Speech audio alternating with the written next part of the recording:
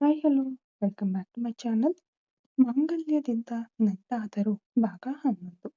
ಭೂಮಿ ಕೇವಲ 2 cup coffee ತೆಗೆದುಕೊಂಡು ಬಂದಳು. ಏನೋ ಸರ್ವನ ದೃಷ್ಟಿ ಅವಳ ಮೇಲೆ ಬಿತ್ತು. ಅವನು ನೋಡುವುದನ್ನು ಕಂಡ ಅವಳಿಗೆ ಕೈ ಕಾಲು ನಡುಗಲು ಆರಂಭವಾಯಿತು. ಏನು ಇವರು ಇಲ್ಲಿ ಕುಳಿತಿದ್ದಾರಲ್ಲ, ಏನು ಹೇಳುತ್ತಾರೋ ಎಂಬ ಒಂದು ರೀತಿಯ ಭಯ ಅವಳಲ್ಲಿ ಮೂಡಿತು.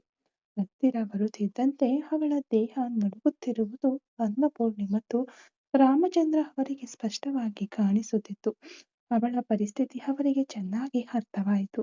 ಆಗ ಸರ್ವ, ಓಕೆ ಅಮ್ಮ, ನಾನು ಹೊರಡುತ್ತೇನೆ. ಆಮೇಲೆ ರಾತ್ರಿಗೆ ನನಗೆ ಎಲ್ಲವೂ ನಾನ್-ವೆಜ್ ಐಟಮ್ ಬೇಕು, ರೆಡಿ ಮಾಡಲು ಹೇಳಿ ಎಂದು ತನ್ನ ತಾಯಿಗೆ ತಾಳ್ಮೆಯಿಂದ ಹೇಳಿ ಅಲ್ಲಿಂದ ಹೊರಟನು. ಅವನು ಹೊರಗೆ ಹೋದ ನಂತರವೇ ಭೂಮಿ ಅವರ ಹತ್ತಿರ ಹೋದಳು. ಅವರಿಗೆ ಟ್ರೈಯನ್ನು ನೀಡುವಾಗಲೇ ಅವಳ ಕೈ ನಡುಗುತ್ತಿತ್ತು. ಏನಮ್ಮ, ಯಾಕೆ ಹೀಗೆ ನಡುಗ್ತಾ ಇದೀಯಾ ಎಂದು ಅನ್ನಪೂರ್ಣಿ ಮೃದುವಾಗಿ ಕೇಳಿದರು. ಇಲ್ಲಮ್ಮ, ಅದೇನೂ ಇಲ್ಲ ಎಂದು ಸಮಾಧಾನ ಪಡಿಸಲು ಹೋಗಿ ರಾಮಚಂದ್ರರಿಗೆ ಟ್ರೈ ನೀಡಿದಳು. ಅವರು ಅದನ್ನು ತೆಗೆದುಕೊಂಡು, ಇಲ್ಲಿ ನೋಡಮ್ಮ, ನೀನು ನಮ್ಮ ಮನೆಯಲ್ಲಿ ಕೆಲಸ ಮಾಡ್ತಾ ಇದ್ದೀಯಾ ಎಂದುಕೊಳ್ಳಬೇಡ. ನಮಗೆ ಈಗಾಗಲೇ 4 ಮಕ್ಕಳಿದ್ದಾರೆ. ನಿನ್ನನ್ನು ಸೇರಿಸಿದರೆ 5 ಜನ. ಅದಿತಿಯ ಹಾಗೆ ನಿನ್ನನ್ನು ನಾವು ಕಾಣುತ್ತೇವೆ. ನೀನು ಭಯಪಡದೆ ಧೈರ್ಯವಾಗಿ ಕೆಲಸ ಮಾಡು ಎಂದು ಅವರು ಹೇಳಿದರು. ತುಂಬಾ ಧನ್ಯವಾದಗಳು ದೊಡ್ಡಯಜಮಾನ್ರೆ ಎಂದಳು. ಅವರು ಕಾಫಿ ಕುಡಿದು ಕಪ್ಗಳನ್ನು ಕೊಟ್ಟಾಗ ಅದನ್ನು ತೆಗೆದುಕೊಂಡು ಹೋದವಳು ಪಕ್ಕಕ್ಕಿಟ್ಟು ಮತ್ತೆ ಅವರ ಹತ್ತಿರ ಬಂದಳು. ಅಷ್ಟರಲ್ಲಿ ರಾಮಚಂದ್ರ ಆಫೀಸ್ಗೆ ಹೊರಟು ಹೋಗಿದ್ದರು. ಅನ್ನಪೂರ್ಣಿ ಮಾತ್ರ ಟಿವಿ ಆನ್ ಮಾಡಿ ನ್ಯೂಸ್ ನೋಡುತ್ತಿದ್ದರು. ಭೂಮಿ ಹಿಂಜರಿಯುತ್ತಲೇ ಅವರ ಮುಂದೆ ಬಂದು ನಿಂತಳು. ಏನು ಭೂಮಿ, ಏನೋ ಹಿಂಜರಿಕೆಯಿಂದ ನಿಂತಿದ್ದೀಯಾ? ನಿನ್ನ ಕೆಲಸವೆಲ್ಲ ಮುಗಿದಿದೆಯಲ್ಲ, ಇನ್ನು ಯಾಕೆ ಕಿಚನ್ನಲ್ಲೇ ಅಡಗಿದ್ದೀಯಾ? ಹೀಗೆ ಬಂದು ಕುಳಿತು ಟಿವಿ ನೋಡು ಎಂದು ಅನ್ನಪೂರ್ಣಿ ಸಾಮಾನ್ಯವಾಗಿ ಹೇಳಿದರು. ಅಮ್ಮ, ಕೆಲಸ ಮುಗಿಯಿತು, ಅದಕ್ಕೆ ನಾನು ನಿಮ್ಮ ಬಟ್ಟೆಗಳನ್ನೆಲ್ಲ ತೆಗೆದುಕೊಂಡು ಹೋಗಿ ಒಗೆಯುತ್ತೇನೆ. ನೀವು ಚಿಕ್ಕಯಜಮಾನ್ರ ಬಟ್ಟೆಗಳನ್ನೆಲ್ಲ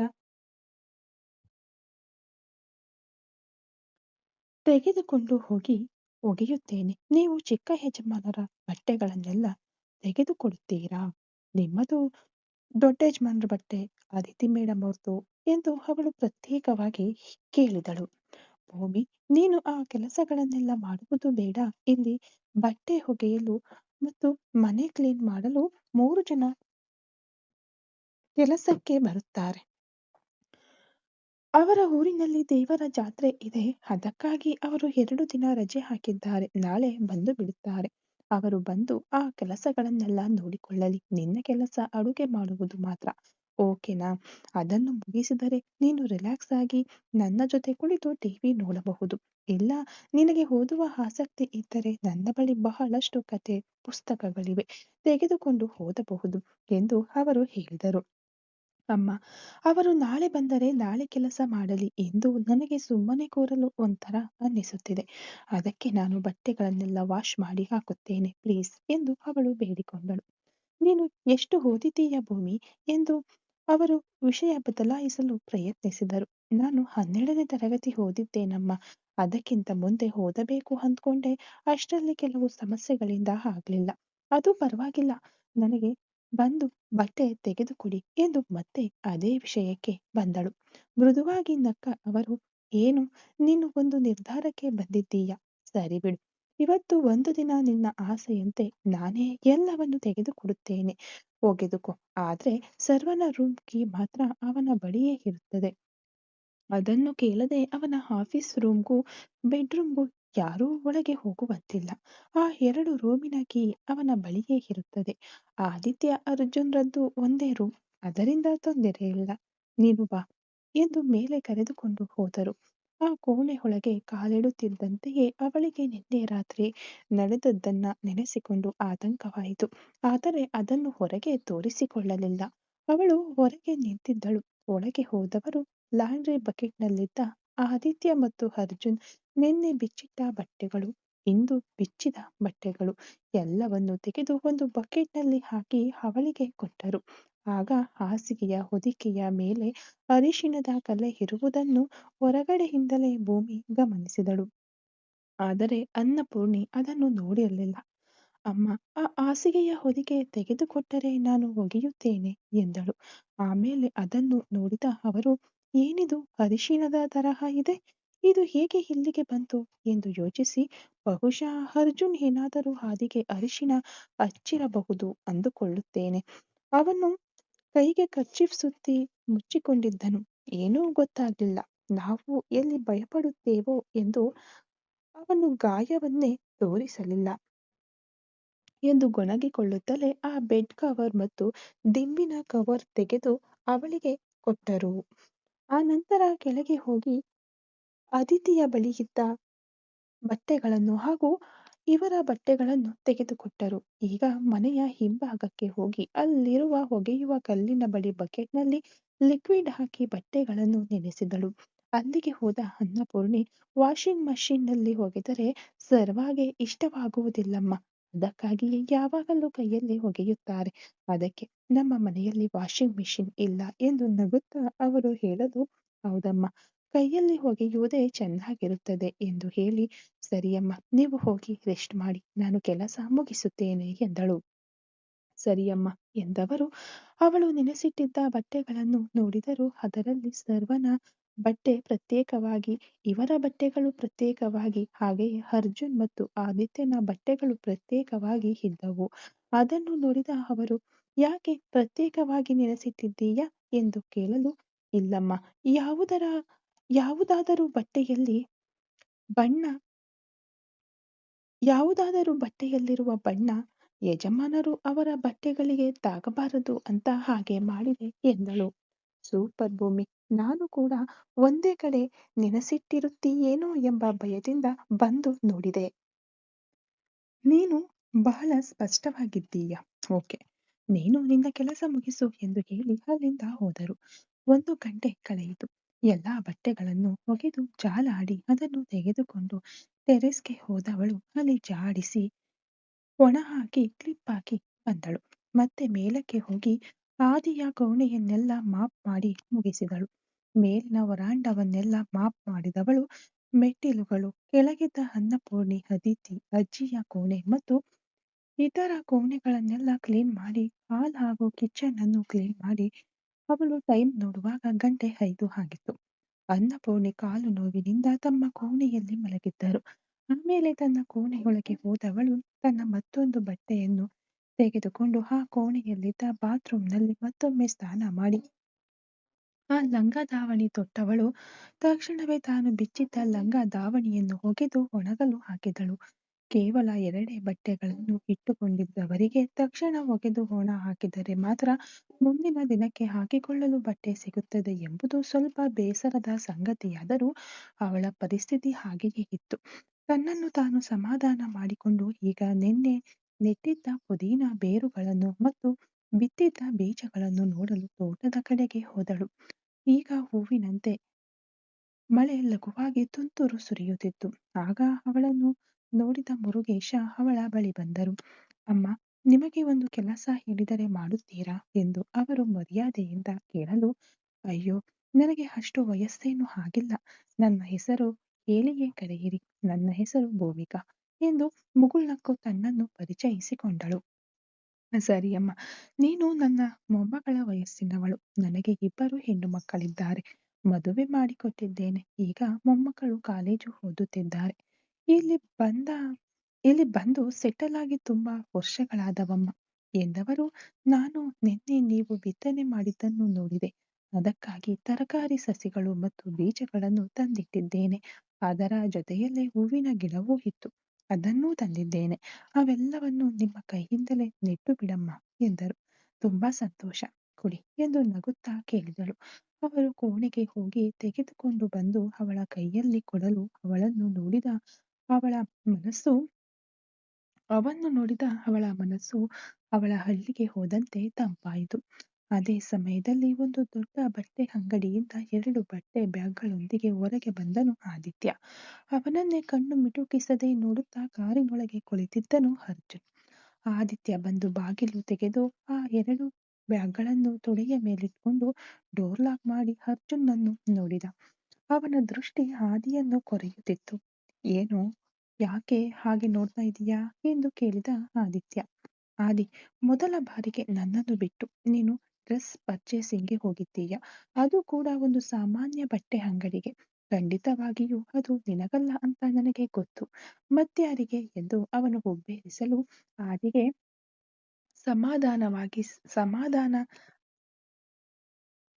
ಆದಿಗೆ ಸಮಾಧಾನಿಸಲಾಗದೆ ಅಣೆಯನ್ನು ಸುಕ್ಕುಗಟ್ಟಿ ಅವನನ್ನು ನೋಡಿದ. ಯಾಕೆ ಹಾಗೆ ನೋಡ್ತಾ ಇದೀಯಾ? ಹೇಳು. ಖಂಡಿತ ನಮ್ಮ ಫ್ಯಾಮಿಲಿ ಮೆಂಬರ್ಸ್ ಯಾರಿಗೂ ಅಲ್ಲ. ಹಾಗೆ ಸೀಕ್ರೆಟ್ ಆಗಿ ಹೋಗಿ ನೀನು ತೆಗೆದುಕೊಳ್ಳುವಷ್ಟು ನಿನಗೆ ಯಾರು ಸ್ಪೆಷಲ್ ಎಂದು ತಿಳಿದೋ ತಿಳಿಯದಂತೆ ಅರ್ಜುನ್ ಕೇಳಿದ. ಅರ್ಜುನ್, ನೀನು ತಪ್ಪಾಗಿ ಏನು ಅಂದ್ಕೋಬೇಡ. ಅದು ಬಂದು ಆ ಹುಡುಗಿ ಅಡುಗೆ ಮಾಡಲು ಬಂದಿದ್ದಾಳಲ್ಲ, ಅಡುಗೆಯವಳು. ಆ ಹುಡುಗಿ ಪಾಪ ಕೇವಲ ಎರಡೇ ಎರಡು ಡ್ರೆಸ್ ಇಟ್ಕೊಂಡಿದ್ದಾಳೆ. ಬದಲಾಯಿಸಿ ಬದಲಾಯಿಸಿ ಅದನ್ನೇ ಹಾಕಿಕೊಳ್ಳುವುದನ್ನು ನೋಡಲು ಪಾಪ ಅನ್ನಿಸಿತು. ನಮ್ಮ ಮನೆಯಲ್ಲಿ ಕೆಲಸ ಮಾಡುವಾಗ ಆ ಹುಡುಗಿ ಹಾಗೆ ಇರಬಾರದಲ್ವಾ? ಅದಕ್ಕೆ ನಾನು ಅವಳಿಗೆ ಯೂಸ್ ಆಗುವ ಹಾಗೆ ಒಂದು 4 ಸೆಟ್ ಲಂಗ ತೆಗೆದುಕೊಂಡೆ ಎಂದು ಹೇಗೋ ಸುತ್ತಿ ಬೆಳೆಸಿ ಹುಬ್ಬು ಗಂಟಿಕ್ಕಿ ಕಣ್ಣು ಹರಡಿ ನಾನಾ ಮುಖಭಾವಗಳೊಂದಿಗೆ ಹೇಳಿ ಮುಗಿಸಿದ ಆದಿತ್ಯ. ಅದಕ್ಕೆ ಯಾಕೆ ನಿನ್ನೆ ಋತುಮತಿಯಾದ ಹುಡುಗಿಯ ತರಹ ಹೀಗೆ ನಾಚಿಕೆ ಪಡ್ತಾ ಇದೀಯಾ ಎಂದು ಅರ್ಜುನ್ ತಮಾಷೆಯಾಗಿ ಕೇಳಲು, ಏ ಏನೋ ಹೀಗೇಳ್ಬಿಟ್ಟೆ. ನಾನೇನು ನಾಚಿಕೆ ಪಡ್ತಾ ಇಲ್ಲ. ಅದು ಫಸ್ಟ್ ಟೈಮ್ ಇದೆಲ್ಲ ತೆಗೆದುಕೊಳ್ಳುತ್ತಿರುವುದರಿಂದ ಸ್ವಲ್ಪ ಹಿಂಜರಿಕೆ, ಬೇರೇನೂ ಇಲ್ಲ ಎಂದು ಸಮ್ಮಾಳಿಸಿದ ಆದಿತ್ಯ. ಏಯ್, ಲಂಗ ದಾವಣಿ ತೆಗೆದುಕೊಳ್ಳುವುದರಲ್ಲಿ ಏನು ಹಿಂಜರಿಕೆ? ಅದಕ್ಕೆ ಯಾಕೆ ನನ್ನನ್ನು ಬಿಟ್ಟು ಹೋದೆ ಎಂದು ಅರ್ಜುನ್ ಮತ್ತೆ ಕೇಳಿದ. ಏ ಸುಮ್ಮನಿರು. ಆ ಹುಡುಗಿಗೆ ತೆಗೆದುಕೊಳ್ಳಲು ಹೋಗುವಾಗ ನಿನ್ನನ್ನು ಹೇಗೆ ಕರೆದುಕೊಂಡು ಹೋಗುವುದು ಮುಜುಗರವಾಗಿತ್ತು. ಅದಕ್ಕೆ ನೀನು ಕೆದಕಿ ಕೆದಕಿ ಪ್ರಶ್ನೆ ಕೇಳಬೇಡ ಎಂದು ಹೇಳಿ ಕಾರ್ ತೆಗೆ ಹೋಗೋಣ ಎಂದನು. ಇವತ್ತು ಡೆತ್ ಕನ್ಫರ್ಮ್ ಎಂದು ಗೊಣಗುತ್ತಲೇ ಅರ್ಜುನ್ ಕಾರ್ ಸ್ಟಾರ್ಟ್ ಮಾಡಲಾಗಿ, ಏ ಏನು ಹೇಳಿದೆ ಎಂದು ಆದಿತ್ಯ ಆಘಾತದಿಂದ ಕೇಳಿದ. ಆ ಹುಡುಗಿ ಬಂದ ತಕ್ಷಣ ಒಂದು ಸಂಪಿಗೆ ಹೂವು, ಅದು ನಮ್ಮ ಮರದಿಂದ ಒಂದು ಗೊಂಚಲು ಕನಿಕರಪಟ್ಟು ನೀನು ಮುರಿದು ಕೊಟ್ಟಿದ್ದಕ್ಕೆ ಒಂದು ರಾತ್ರಿ ಇಡೀ ಉಪವಾಸ ಬಿದ್ದಿದ್ದೆವು. ಆ ಹುಡುಗಿ ಒಂದು ರಾತ್ರಿ ಇಡೀ ಹೊರಗೆ ಸುತ್ತಾಡಿ ಎಷ್ಟೋ ಕಷ್ಟಪಟ್ಟ ಮೇಲೆ ನಮ್ಮ ಮನೆಗೆ ಬಂದಳು. ಈಗ ಹಕ್ಕಿನಿಂದ ಇಷ್ಟು ಡ್ರೆಸ್ ತೆಗೆದುಕೊಂಡು ಹೋಗುತ್ತಿದ್ದೀಯ. ಅದು ಅಣ್ಣನಿಗೆ ಗೊತ್ತಾದರೆ ಪರಿಸ್ಥಿತಿ ಏನಾಗುತ್ತೆ ಅಂತ ಯೋಚಿಸಿ ನೋಡು ಎಂದು ಎಚ್ಚರಿಸುವ ರೀತಿಯಲ್ಲಿ ಅರ್ಜುನ್ ಹೇಳಿದ. ಏ, ಎಲ್ಲವನ್ನು ಯೋಚಿಸಿದ ಮೇಲೆಯೇ ನಾನು ತೆಗೆದುಕೊಂಡಿದ್ದೀನಿ. ಇದನ್ನು ಹೇಗೆ ಸರಿಪಡಿಸಬೇಕು ಅಂತ ನನಗೆ ಗೊತ್ತು. ನೀನು ಚಿಂತೆ ಬಿಡು. ಅಣ್ಣನಿಗೆ ಗೊತ್ತಾಗದಂತೆ ನಾನು ನೋಡಿಕೊಳ್ಳುತ್ತೇನೆ. ನೀನು ಮಾತ್ರ ಬಾಯ್ಬಿಡ್ಬೇಡ ಅಷ್ಟೇ ಸಾಕು ಎಂದನು. ಆದಿ, ಏನೋ ಆಗೋದು ಆಗಲಿ. ನಿನ್ನೆ ರಾತ್ರಿ ಮಾತ್ರ ಭೂಮಿಯ ಜೊತೆ ನೀನು ಅಣ್ಣನ ಹತ್ತಿರ ಸಿಕ್ಕಿ ಬಿದ್ದಿದ್ದರೆ ನಿನ್ನ ಜೊತೆಗೆ ಆ ಹುಡುಗಿಯನ್ನು ಸುಟ್ಟು ನಮ್ಮನ್ನು ನಿಮ್ ಜೊತೆ ಸಹಗಮನ ಮಾಡುತ್ತಿದ್ದನು ಎಂದ. ಆದಿಗೆ ಆಘಾತದಿಂದ ಕಣ್ಣುಗಳು ಅಗಲವಾದವು. ನಿನಗೆ ಹೇಗೆ ಗೊತ್ತೋ ಎಂದು ಕೇಳಲು, ಎಲ್ಲವೂ ನನಗೂ ಗೊತ್ತು. ನೀನು ನೋವಿನಿಂದ ಕಷ್ಟಪಡುತ್ತಿರುವಾಗ ನನಗೆ ಹೇಗೆ ನಿದ್ದೆ ಬರುತ್ತದೆ? ನಿಮ್ಮನ್ನು ಡಿಸ್ಟರ್ಬ್ ಮಾಡಬಾರದು ಅಂತ ನಿದ್ದೆ ಮಾಡುವ ಹಾಗೆ ನಟಿಸಿದೆ. ಆದರೂ ನೀನು ಮೊದಲನೇ ಬಾರಿಯಾದರೂ ತಡಬಡಾಯಿಸದೆ ಸುಳ್ಳು ಹೇಳಿದೆ. ಇನ್ಮುಂದೆ ಕೇರ್ಫುಲ್ ಆಗಿ ಇರೋ ಎಂದು ಹೇಳಿ ಅರ್ಜುನ್ ಕಾರ್ ಸ್ಟಾರ್ಟ್ ಮಾಡಿದ. ಆದಿಗೆ ಗಾಬರಿಯಾಗುತ್ತಿತ್ತು. ಆದರೂ ತನ್ನನ್ನು ತಾನು ಸಮಾಧಾನ ಪಡಿಸಿಕೊಂಡು ಸುಮ್ಮನಾದನು. 10 ನಿಮಿಷದಲ್ಲಿ ಅವರ ಕಾರ್ ಮನೆಯ ಗೇಟಿನ ಒಳಗೆ ಬಂದಿತು. ಆದಿತ್ಯನ ಕಾರಿನ ಹಾರ್ನ್ ಶಬ್ದ ಕೇಳಿದ ಕೂಡಲೇ ಭೂಮಿಯ ಹೃದಯ ಬಹಳ ವೇಗವಾಗಿ ಬಡಿಯಲಾರಂಭಿಸಿತು. ಬಹಳ ದಿನಗಳಿಂದ ಪರಿಚಯವಿರುವಂತೆ ಆ ಕಾರಿನ ಹಾರ್ನ್ ಶಬ್ದ ಅವಳಲ್ಲಿ ಒಂದು ರೀತಿಯ ಪ್ರಭಾವವನ್ನು ಬೀರಲಾಗಿತ್ತು. ಆ ಕಡೆ ದೃಷ್ಟಿ ಹರಿಸದೆಯೇ ಅವಳು ಸಸಿಗಳನ್ನು ನೆಡುತ್ತಿದ್ದಳು. ಕೊನೆಯದಾಗಿ ಮಲ್ಲಿಗೆ ಹೂವಿನ ಸಸಿ ನೆಡುತ್ತಿದ್ದಾಗ ಆದಿಯ ಕಾರ್ ಒಳಗೆ ಬಂದು ನಿಂತಿತ್ತು. ಆದಿ ಕೆಳಗಿಳಿದ ತಕ್ಷಣ ಅರ್ಜುನ್ ಹತ್ತಿರ ಬಂದು ಅವನ ಭುಜದ ಮೇಲೆ ತಟ್ಟಿದನು. ಏನೋ ಎಂದು ಆದಿ ಕೇಳಲು, ಅಲ್ಲಿ ನೋಡು ಎಂದು ಗಾರ್ಡನ್ ಕಡೆಗೆ ಅರ್ಜುನ್ ಕೈ ತೋರಿಸಿದ. ಆದಿತ್ಯ ತಿರುಗಿ ನೋಡಿದಾಗ ಅವನು ತಂದುಕೊಟ್ಟ ಸಸಿಗಳನ್ನೆಲ್ಲ ನೆಟ್ಟವಳು ಕೊನೆಯದಾಗಿ ಮಲ್ಲಿಗೆ ಹೂವಿನ ಸಸಿಯನ್ನು ನೆಟ್ಟು ಅದರ ಮೇಲೆ ತನ್ನ ತುಟಿಗಳನ್ನು ಹೊತ್ತಿ ಚುಂಬಿಸಿದಳು ಭೂಮಿ. ಅದನ್ನು ನೋಡಿದ ಆದಿಯ ಹೃದಯ ಅತಿ ವೇಗವಾಗಿ ಬಡಿಯಲಾರಂಭಿಸಿತು. ಅವನ ತುಟಿಗಳು ತನ್ನಷ್ಟಕ್ಕೆ ತಾನೇ ಹರಳಿದವು. ಅವನ ಮುಖ ಮುಗುಳು ನಗೆಯಿಂದ ಅರಳಿತು. ಅವನ ಮುಖದಲ್ಲಿ ಉಂಟಾದ ಬದಲಾವಣೆಯನ್ನು ಸ್ಪಷ್ಟವಾಗಿ ಗಮನಿಸಿದನು ಅರ್ಜುನ್. ಅದೇ ವೇಳೆಯಲ್ಲಿ ಸರ್ವನ ಕಾರು ಗರ್ಜನೆಯೊಂದಿಗೆ ಬಂದು ನಿಂತಿತ್ತು. ಅದನ್ನು ಗಮನಿಸದೆ ಆದಿತ್ಯನ ದೃಷ್ಟಿ ಭೂಮಿಯ ಮೇಲೆಯೇ ಇತ್ತು. ಆ ಸಸಿಗಳೊಂದಿಗೆ ಮಾತನಾಡುತ್ತಿದ್ದ ಅವಳಿಗೆ ಸುತ್ತಮುತ್ತಲಿನವರನ್ನು ಗಮನಿಸಬೇಕು ಎಂದು ಅನ್ನಿಸಲಿಲ್ಲ. ಅವಳ ಪ್ರಪಂಚವೆಲ್ಲ ಆ ಹಸಿರಿನಲ್ಲಿಯೇ ನೆಲೆಸಿತ್ತು. ಅವಳ ತೋಟದ ನೆನಪುಗಳು ಅವಳನ್ನು ಆವರಿಸಿದ್ದವು. ತನ್ನ ತಂದೆಯ ಕೈ ಹಿಡಿದು ಆ ಗದ್ದೆ ಬದುಗಳಲ್ಲಿ ನಡೆದ ಆ ಮಧುರ ಕ್ಷಣಗಳು ಅವಳ ಮನಸ್ಸಿನಲ್ಲಿ ಹಿತವಾಗಿ ಹಚ್ಚುತ್ತಿದ್ದವು. ಸುತ್ತಲೂ ಹಚ್ಚ ಹಸಿರಿನಿಂದ ಕೂಡಿದ ಕೃಷಿ ಭೂಮಿಯಲ್ಲಿ ಅವರ ಹೆಂಚಿನ ಮನೆ ಇತ್ತು. ಒಟ್ಟು 20 ಎಕರೆ ಅವರ ಕೃಷಿ ಭೂಮಿ. 10 ಎಕರೆ ಭೂಮಿಯಲ್ಲಿ ಯಾವಾಗಲೂ ಹಸಿರಾಗಿರುವ ಕೃಷಿ ಇರುತ್ತಿತ್ತು. 10 ಎಕರೆಯಲ್ಲಿ ತೆಂಗಿನ ತೋಪು. ಇದ್ದಕ್ಕಿದ್ದಂತೆ ಸಂಭವಿಸಿದ ಒಂದು ದುರಂತ ಘಟನೆ ಅದನ್ನು ನಿರಂತರವಾಗಿ ಮುಂದಿನ ಹೊತ್ತಿನ ಊಟಕ್ಕೂ ದಾರಿ ಇಲ್ಲದೆ ಅವಳ ಓದು ನಿಂತು ಹೋಯಿತು. ಬದುಕಿ ಕೆಟ್ಟ ಕುಟುಂಬ ಎಂಬ ಹೆಸರು ಮಾತ್ರ ಉಳಿಯಿತು. ಅದೇ ಊರಿನಲ್ಲಿ ತೋಟದ ಕೆಲಸಕ್ಕೆ ಹೋಗುತ್ತಿದ್ದವಳಿಗೆ ಮಣಿಯ ಮೂಲಕ ಈ ದೊಡ್ಡ ಮನೆಯಲ್ಲಿ ಕೆಲಸ ಸಿಕ್ಕಿತು. ಎಲ್ಲವೂ ಕೆಲವೇ ಕ್ಷಣಗಳಲ್ಲಿ ಅವಳ ಕಣ್ಮುಂದೆ ಬಂದು ಮಾಯವಾಗಲು ಅವಳ ಕಣ್ಣೀರು ಆ ಮಲ್ಲಿಗೆ ಹೂವಿನ ಗಿಡವನ್ನು ನೆನೆಸಿತು. ದೂರದಿಂದ ನೋಡಿದ್ದ ಆದಿತ್ಯನಿಗೆ ಅವಳ ಮುಖಭಾವ ತಿಳಿಯಲಿಲ್ಲ. ಆದರೆ ತಾನು ತಂದುಕೊಟ್ಟ ಆ ಸಸಿಯನ್ನು ಅವಳು ಎಷ್ಟು ಪ್ರೀತಿಸುತ್ತಿದ್ದಾಳೆ ಎಂಬುದು ತಿಳಿಯಿತು. ಅದನ್ನು ತಾನು ತಂದು ಕೊಟ್ಟಿದ್ದು ಎಂದು ಅವಳಿಗೆ ಗೊತ್ತಿಲ್ಲ ಎಂಬುದು ಅವನಿಗೂ ಗೊತ್ತು. ಆದರೂ ಅದನ್ನು ಅವನು ಅವಳಿಗಾಗಿ ನೋಡಿ ನೋಡಿ ಆನಂದಿಸಿ ಪ್ರೀತಿಸಿ ತಂದಿದ್ದನು. ಅದನ್ನು ನೆನಪಿಸಿಕೊಳ್ಳುವಾಗಲೇ ಅವನ ಮನಸ್ಸಿನಲ್ಲಿ ಮಳೆಯ ಹನಿಗಳು ಸುರಿಯುವಂತಾಯಿತು. ಆ ಹೊತ್ತಿಗೆ ಹಗುರವಾದ ತುಂತುರು ಮಳೆ ಈಗ ಸ್ವಲ್ಪ ವೇಗ ಪಡೆದುಕೊಂಡಿತು.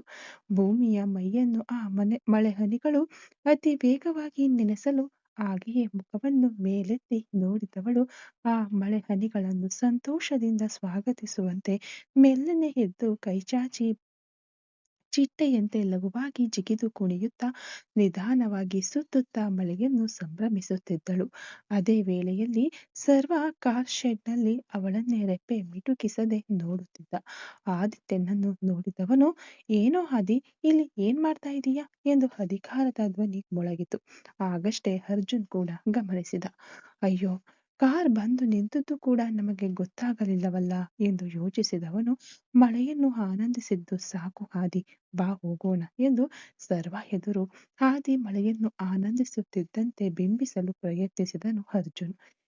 ನಿನಗೆ ಗೊತ್ತಿಲ್ವಾ, ಮಳೆಯಲ್ಲಿ ನೆನೆದರೆ ನನಗೆ ಶೀತ ಆಗುತ್ತೆ, ಅದಕ್ಕೆ ತಾನೇ ನಾನು ಬದಿಗೆ ಸರಿದು ನಿಂತಿದ್ದೇನೆ ಎಂದು ಸರ್ವ ಇರುವುದನ್ನು ಅರಿತು ಆದಿತ್ಯ ಕೂಡ ಅವನ ಕಡೆ ತಿರುಗಿ ನೋಡದೆ ಹೇಳಿದನು. ನಾನು ನಿನ್ನನ್ನು ಕರೆದದ್ದು ಕೇಳಿಸ್ತಾ ಇಲ್ಲವಾ ಎಂದು ಸರ್ವಾಧಿಕಾರಿ ಧ್ವನಿಯಲ್ಲಿ ಸರ್ವ ಕರೆದ. ತಟ್ಟನೆ ತಿರುಗಿದವನು, ಅಣ್ಣ ಸಾರಿ, ನಾನು ಮಳೆಯನ್ನೇ ನೋಡುತ್ತಿದ್ದೆನಾ, ಅದಕ್ಕೆ ಕೇಳಿಸಲಿಲ್ಲ. ಮಳೆಯ ಸದ್ದು ಹೆಚ್ಚಾಗಿದೆ ಅಲ್ವಾ, ಮೊದಲು ಕಾರ್ ಶೆಡ್ಗೆ ಕಾಂಕ್ರೀಟ್ ಹಾಕಿಸಬೇಕು ಎಂದ. ಆಲ್ರೆಡಿ ಕಾಂಕ್ರೀಟ್ ಹಾಕಿರುವ ಪಾರ್ಕಿಂಗ್ ತಾನೇ ಇದು, ಎಲ್ಲಿದೆ ನಿನ್ನ ಧ್ಯಾನವೆಲ್ಲ ಎಂದು ಕೈಚಾಚಿ ಕೇಳಿದ. ಅದು ಬಂದು ಅಣ್ಣ, ಮಳೆಯ ಸದ್ದು ಕೆಳಗೆ ನೆಲಕ್ಕೆ ಬೀಳುತ್ತಲ್ಲ, ಆ ಸದ್ದು ಎಂದು ತಡಬಡಾಯಿಸಿದ. ಏನೂ ಸರಿಯಿಲ್ಲ ಆದಿ, ಸರಿಯಾಗಿರುವ ದಾರಿಯನ್ನು ನೋಡು, ಇಲ್ಲವಾದರೆ ನಿನ್ನನ್ನು ಅಮೆರಿಕಕ್ಕೆ ಪ್ಯಾಕ್ ಮಾಡಿಬಿಡುತ್ತೇನೆ ಎಂದು ಎಚ್ಚರಿಸುವ ದಾಟಿಯಲ್ಲಿ ಸರ್ವ ಹೇಳಲು, ಅಮೆರಿಕಕ್ಕಾ ಪಾಪಿ ಎಂದು ಮನಸ್ಸಿನಲ್ಲಿಯೇ ಅಂದುಕೊಂಡ ಅರ್ಜುನ್. ಅಲ್ಲಿಗೆ ಯಾಕೆ ಅಣ್ಣ, ನಮಗೆ ಕೆಲಸ ತುಂಬಾ ಹೆಚ್ಚಾಗಿದೆ. ಈ ಟೈಮ್ನಲ್ಲಿ ಹೇಗೆ ಅಮೆರಿಕಕ್ಕೆಲ್ಲ ಹೋಗಲು ಸಾಧ್ಯ, ಇನ್ನೊಂದು ದಿನ ಕೆಲಸ ಕಮ್ಮಿ ಇರುವಾಗ ಹೋಗಬಹುದು ಎಂದು ಅರ್ಜುನ್ ಹೇಳಿದ. ನಾನು ಹೇಳಿದ್ದು ಅವನಿಗೆ, ನಿನಗಲ್ಲ ಎಂದ. ಅಣ್ಣ, ಅವನು ಬೇರೆ ನಾನು ಬೇರೆಯಾ, ನಾವಿಬ್ಬರು ಬೇರೆ ಬೇರೆಯಾಗಿ ಇರಲ್ಲ ಅಂತ ನಿಮಗೆ ಗೊತ್ತಿಲ್ವಾ, ಹಾಗೆ ನಮ್ಮನ್ನು ಟೂರ್ ಕಳುಹಿಸಬೇಕು ಅಂತಿದ್ದರೆ ಇಬ್ಬರಿಗೂ ಸೇರಿಸಿ ಟಿಕೆಟ್ ಬುಕ್ ಮಾಡಿ ಎಂದು ಅವನು ತಮಾಷೆಯಾಗಿ ಭುಜ ಹಾರಿಸುತ್ತಾ ಹೇಳಿದ. ಜೋರಾಗಿ ತಲೆಯ ಮೇಲೆ ಒಂದು ಮೊಟಕು ಹಾಕಿದ ಸರ್ವ. ಸಾ ಎಂದು ತಲೆ ಉಜ್ಜಿಕೊಂಡ ಅರ್ಜುನ್. ಬರಬರುತ್ತಾ ನಿನಗೆ ಬಾಯಿ ಜಾಸ್ತಿ ಆಗ್ತಾ ಇದೆ ಅರ್ಜುನ್, ಇಬ್ಬರ ವರ್ತನೆಯೂ ಸರಿಯಿಲ್ಲ. ಹೀಗೆಲ್ಲ ಬಂದು ನಿಲ್ಲುವ ಆಸಾಮಿಗಳೇ ನೀವಲ್ಲ. ಅದು ಮಳೆಯನ್ನು ನೋಡಿ ಆನಂದಿಸುವ ಮುಖಗಳನ್ನು ನೋಡಿದರೆ ನಮಗೆ ಗೊತ್ತಾಗುವುದಿಲ್ಲವಾ? ಹೋಗ್ರೋ, ಹೋಗಿ ಕೆಲಸ ನೋಡಿ ಎಂದು ಹೇಳಿಬಿಟ್ಟು ಅವನು ತಿರುಗಿದನು. ಅಲ್ಲಿ ಭೂಮಿ ಇಲ್ಲಿ ನಡೆಯುತ್ತಿರುವ ಗಲಾಟೆ ತಿಳಿಯದೆ ಸುಂದರವಾಗಿ ಮಳೆಯಲ್ಲಿ ಸಂತೋಷದಿಂದ ನಗುತ್ತಾ ಮುಖವರಳಿಸಿ ಹಾರಿ ಹಾಡುತ್ತಿದ್ದಳು. ಅವಳನ್ನೇ ಕಣ್ಣು ಮಿಟುಕಿಸದೆ ನೋಡಿದನು ಸರ್ವ. ಅದನ್ನು ಗಮನಿಸಿದ ಅರ್ಜುನ್, ಅಣ್ಣ, ಬನ್ನಿ ಒಳಗೆ ಹೋಗೋಣ ಎಂದು ವೇಗವಾಗಿ ಸರ್ವನ ಗಮನವನ್ನು ಬೇರೆಡೆ ಸೆಳೆಯುವ ರೀತಿಯಲ್ಲಿ ಹೇಳಲು, ಏ, ಆ ಹುಡುಗಿ ಅಡುಗೆ ಕೆಲಸಕ್ಕೆ ಅಂತ ಬಂದಿದ್ದಾಳೆ.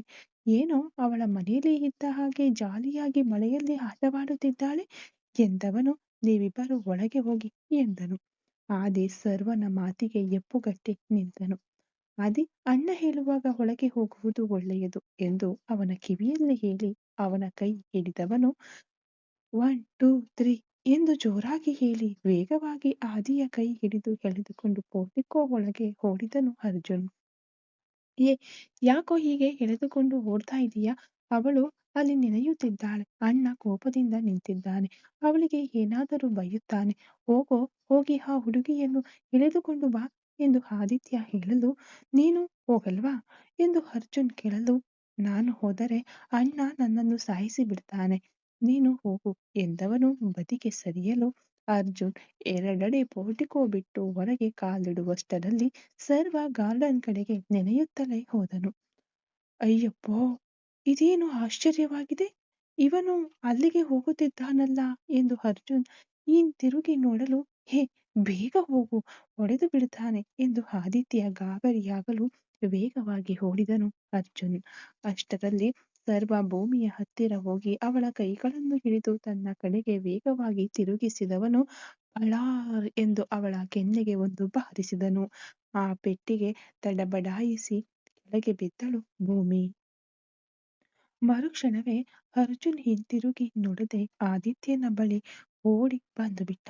ಹೇ, ಅವಳನ್ನು ಕಾಪಾಡು ಅಂದರೆ ಓಡಿ ಬರ್ತೀಯಲ್ಲ ಎಂದು ಆದಿತ್ಯ ಆತಂಕದಿಂದ ಕೇಳಿದ. ಏ ಆದಿ, ಸ್ವಲ್ಪ ಹೊತ್ತು ಸುಮ್ಮನಿರು. ಈಗ ಹೋದರೆ ಅಷ್ಟೇ ಕತೆ, ಸಮಸ್ಯೆ ದೊಡ್ಡದಾಗಿ ಬಿಡುತ್ತದೆ. ಏನೋ ಒಂದು ಏಟು ಕೊಟ್ಟು ಬಿಟ್ಟು ಬರುತ್ತಾನೆ. ನಾವು ಮಧ್ಯೆ ಹೋದರೆ ಆ ಹುಡುಗಿಗೆ ಹೆವಿ ಪನಿಷ್ಮೆಂಟ್ ಸಿಕ್ಕರೂ ಸಿಕ್ಕಿಬಿಡಬಹುದು. ಅವನು ಬರುವಾಗ ಇಲ್ಲಿ ನಿಲ್ಲುವುದು ಸರಿಯಲ್ಲ, ನೀನು ಬಾ ಎಂದು ಅರ್ಜುನ್ ಆದಿಯನ್ನು ಒಳಗೆ ಎಳೆಯಲು, ಏ, ಪಾಪ ಕಣೋ, ಅವಳು ಹಸುಳೆ ತರಹ ಇದ್ದಾಳೆ, ಅವಳನ್ನು ಹೋಗಿ ಹೊಡೆಯುತ್ತಿದ್ದಾನಲ್ಲ ಎಂದು ಆದಿಯ ಕಣ್ಣಲ್ಲಿ ನೀರೇ ಬಂದುಬಿಟ್ಟಿತು. ಆಗ ಅರ್ಜುನ್, ಇಲ್ಲಿ ನೋಡು, ನಮ್ಮಿಂದ ಸದ್ಯಕ್ಕೆ ಏನೂ ಮಾಡಲು ಸಾಧ್ಯವಿಲ್ಲ, ಬಾ, ಇದನ್ನು ಬೇರೆ ರೀತಿಯಲ್ಲಿ ನೋಡಿಕೊಳ್ಳೋಣ ಎಂದು ಅವಸರದಿಂದ ಅವನನ್ನು ಒಳಗೆ ಎಳೆದುಕೊಂಡು ಹೋಗಲು, ಆಗ ಅಲ್ಲಿಗೆ ಬಂದ ಅನ್ನಪೂರ್ಣಿ, ಏನಾಯ್ತು ಆದಿತ್ಯ ಎಂದರು. ಅಮ್ಮ, ಅದು ಬಂದು ಎಂದು ಆದಿ ಹೇಳುವಷ್ಟರಲ್ಲಿ, ನಾವು ಡ್ರೆಸ್ ಚೇಂಜ್ ಮಾಡಿಕೊಂಡು ಬರುತ್ತೇವೆ, ಮಳೆಯಲ್ಲಿ ನೆಂದು ಬಿಟ್ಟೆವು ಎಂದು ಅರ್ಜುನ್ ಅವನನ್ನು ಮಾತನಾಡಲು ಬಿಡದೆ ಮೇಲಕ್ಕೆ ಎಳೆದುಕೊಂಡು ಹೋದನು. ಕೆಳಗೆ ಬಿದ್ದಿದ್ದ ಭೂಮಿಗೆ ಅಳು ತಡೆಯಲಾಗಲಿಲ್ಲ. ಅವನು ಹೊಡೆದ ಏಟಿಗೆ ಕೆನ್ನೆ ಬೆಂಕಿಯಂತೆ ಉರಿಯುತ್ತಿತ್ತು. ಒಂದು ಕಡೆ ಕೆನ್ನೆಯನ್ನು ಹಿಡಿದುಕೊಂಡು ಅಳುತ್ತಲೇ ಅವನನ್ನು ನೋಡಲು ಮಳೆ ನೀರಿನೊಂದಿಗೆ ಅವಳ ಕಣ್ಣೀರು ಬೆರೆತು ಹರಿಯಿತು. ಅವಳತ್ತ ಒಂದು ಬೆರಳು ತೋರಿದ ಸರ್ವ, ಸಾಯಿಸ್ಬಿಡ್ತೀನಿ, ನೋಡ್ಕೊ. ನಿನ್ನ ಮನಸ್ಸಿನಲ್ಲಿ ಏನಂದ್ಕೊಂಡಿದ್ದೀಯಾ? ಈ ಮನೆಯಲ್ಲಿ ನೀನು ಅಡುಗೆಯವಳು. ಆ ಅಡುಗೆಯನ್ನು ಬಿಟ್ಟು ಹೊರಗೆ ಬರಬಾರದು ಅಂತ ಆ ಅಡುಗೆ ಮನೆಯನ್ನು ಬಿಟ್ಟು ಹೊರಗೆ ಬರಬಾರದು ಅಂತ ಹೇಳಿದ್ದೀನಿ. ನಿನ್ನ ಇಷ್ಟಕ್ಕೆ ಇಲ್ಲಿ ಬಂದು ಏನೇನೋ ಮಾಡಿಕೊಳ್ತಾ ಇದೀಯಾ? ಇದೇನು ನಿನ್ನ ಅತ್ತೆ ಮನೆ ಅಂತ ಅನ್ಕೊಂಡಿದ್ದೀಯಾ ಎಂದು ಹಲ್ಲು ಕಡಿಯುತ್ತಾ ಅವನು ಕೋಪದಿಂದ ಮಾತನಾಡಲು ಮುರುಗೇಶ ಸದ್ದು ಕೇಳಿ ತಮ್ಮ ಕೋಣೆಯಿಂದ ಇಣುಕಿ ನೋಡಿದರು. ಕ್ಷಮಿಸಿಬಿಡಿ ಸರ್, ಹೂವಿನ ಸಸಿ, ತರಕಾರಿ ಸಸಿ ಇದೆಲ್ಲ ನೆಡಲು ಬಂದೆ. ಮಳೆ ಬಂದ ತಕ್ಷಣ ನನಗೆ ಮಳೆ ಎಂದರೆ ಇಷ್ಟ, ಅದಕ್ಕೆ ನೆನೆದು ಬಿಟ್ಟೆ. ಅಡುಗೆ ಕೆಲಸವೆಲ್ಲ ಸರಿಯಾಗಿ ಮಾಡಿಬಿಡುತ್ತೇನೆ. ನಾನು ನನ್ನ ಮನೆ ಅಂತ ಅಂದ್ಕೊಂಡಿಲ್ಲ. ಇಲ್ಲಿ ನಾನು ಕೆಲಸ ಮಾಡ್ತಾ ಇದ್ದೀನಿ ಅಂತ ಗೊತ್ತು ಸರ್ ಎಂದು ಅಳುತ್ತಲೇ ನಿಧಾನವಾಗಿ ಎದ್ದಳು. ಇಲ್ಲಿ ನೋಡು, ನಾನು ಮಾತನಾಡುವಾಗ ತಲೆಯನ್ನು ಮಾತ್ರ ಆಡಿಸಬೇಕು, ಉತ್ತರ ಬರಬಾರದು. ಮಾತಿಗೆ ಮಾತು ಎದುರು ಮಾತನಾಡ್ತಾ ಇದೀಯಾ? ಸಾಯಿಸ್ಬಿಡ್ತೀನಿ. ಮರ್ಯಾದೆಯಾಗಿ ಹೋಗಿ ಅಡುಗೆ ಕೆಲಸ ನೋಡು. ನಾನು ಕೇಳಿದ್ದು ನಾನ್ ವೆಜ್, ಈಗ ಹೇಳ್ತೀನಿ ನನಗೆ ಏನೇನು ಐಟಮ್ ಬೇಕು ಅಂತ. ನಿನಗೊಂದು ಲೀಸ್ಟ್ ಕೊಡ್ತೀನಿ. ಅದರಲ್ಲಿ ಒಂದು ಮಿಸ್ ಆಗದ ಹಾಗೆ ಅಡುಗೆ ಮಾಡಿಡಬೇಕು.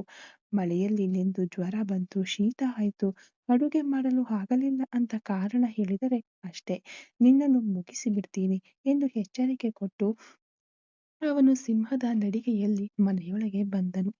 ಪೂರ್ತಿಯಾಗಿ ನೆನೆದು ಬರುತ್ತಿರುವ ಹಿರಿಯ ಮಗನನ್ನು ನೋಡಿ ಅನ್ನಪೂರ್ಣಿ ವೇಗವಾಗಿ ಓಡಿ ಹೋಗಿ ತಮ್ಮ ಸೀರೆಯ ಸೆರಗಿನಿಂದ ಕಾಲ್ಬೆರಳಿನ ಮೇಲೆ ನಿಂತು ಅವನ ತಲೆಯನ್ನು ಒರೆಸಲು ಏನಮ್ಮ ಎಂದ ಸರ್ವ. ಏನಪ್ಪ ಹೀಗೆ ನೆಂದಿದ್ದೀಯಾ? ಕಾರ್ ಪಾರ್ಕಿಂಗ್ನಿಂದ ಮನೆಗೆ ಬರುವಷ್ಟರಲ್ಲೇ ಇಷ್ಟು ನೆನೆದು ಬಿಟ್ಟೆಯಾ ಎಂದು ಆತಂಕದಿಂದ ಕೇಳಿದರು. ಇಲ್ಲಮ್ಮ ಎಂದವನು. ಆ ಹುಡುಗಿ ಅಡುಗೆ ಕೆಲಸ ಬಿಟ್ಟು ಗಾರ್ಡನ್ನಲ್ಲಿ ಏನ್ ಮಾಡ್ತಾ ಇದ್ದಾಳೆ? ನೀವೆಲ್ಲರೂ ಅವಳಿಗೆ ಓವರ್ ಆಗಿ ಜಾಗ ಕೊಡ್ತಾ ಇದ್ದೀರಿ ಅನ್ನಿಸುತ್ತೆ. ಈ ಮನೆಯಲ್ಲಿ ಕೆಲಸ ಮಾಡುವವಳು ಅವಳು.